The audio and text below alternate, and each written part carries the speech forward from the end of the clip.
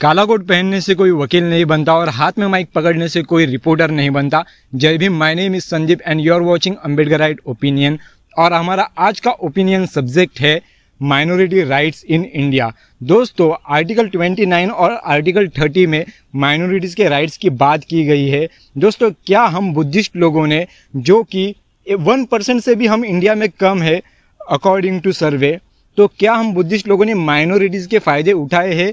ये सवाल हमें अपने खुद से पूछना पड़ेगा। दोस्तों, शेड्यूल कास्ट का तो हमने बहुत सारे फ़ायदे उठाए हैं, जो लोग अवेयर है उन्होंने फ़ायदे उठाए, पर जो माइनॉरिटीज़ के जो राइट्स है, क्या उसके द्वारा हमने हमारे एजुकेशनल इंस्टीट्यूशन बनाए हैं इस भारत में, या हमने हमारे रिलीजियस इंस्टीट्यूशन बनाए हैं इस भारत में? दोस्तों, मुझे लगता है कि इसकी संख्या बहुत ही कम है, ना के बराबर है। जबकि बुद्ध को और बाबा साहेब अम्बेडकर जी को मानने वालों की संख्या इस देश में करोड़ों में है।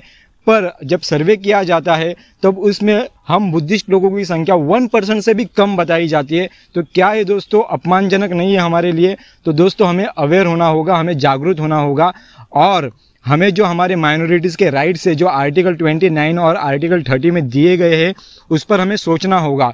हमें हमारे एजुकेशनल इंस्टीट्यूशन बनाने होंगे। हमारे ज़्यादातर लोगों को तो ये तक नहीं पता कि माइनॉरिटी राइट्स मिलता कहाँ से और इसके फ़ायदे क्या क्या है। दोस्तों, हम सिर्फ शेड्यूल कास्ट, शेड्यूल ट्राइब की बात करते हैं, बट माइनॉरिटीज़ की कोई बात नहीं करता। माइनॉरिटीज़ की जब भी कोई बात करता है तो सिख, क्रिश्चियन, मुस्लिम की बात होती है, बुद्धिस्ट की बात नहीं की जाती, पारसी की बात होती है, जैन की बात होती है। तो क्यों ना दोस्तों, माइनॉरिटीज़ के जो राइट्स है, जो हमें इंडियन कॉन्स्टिट्यूशन में अंडर आर्टिकल 29 और 30 में दिया गया है, क्यों ना हम उस राइट्स का फ़ायदा उठा के हम भी हमारे संस्थाएं निर्माण करें।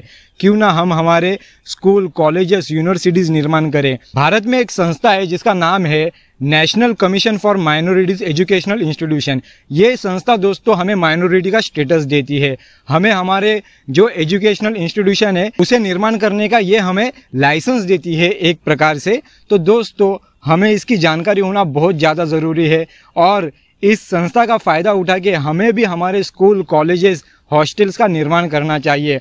हमें हमारे कल्चर को अगर बढ़ाना है तो हमें एजुकेशनल इंस्टीट्यूशन बनाना ही चाहिए, क्योंकि जब हम हमारा एजुकेशनल इंस्टीट्यूशन बनाएंगे तब हम हमारा कल्चर प्रिजर्व कर पाएंगे। अगर हमारे कल्चर को हमें प्रिजर्व करना है, अगर उसको हमें कंजर्व करना है, तो एजुकेशनल इंस्टीट्यूशन होना बहुत ज़रूरी है दोस्तों।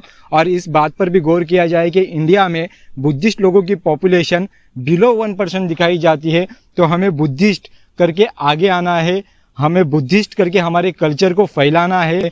और बाबा साहेब अम्बेडकर ने जो बातें कही थी कि मुझे पूरे भारत को बौद्धमय बनाना है, प्रबुद्ध भारत बनाना है, उसे हमें अगर पूर्णत्व पे लाना हो तो हमें हमारे एजुकेशनल इंस्टीट्यूशन बनाने होंगे।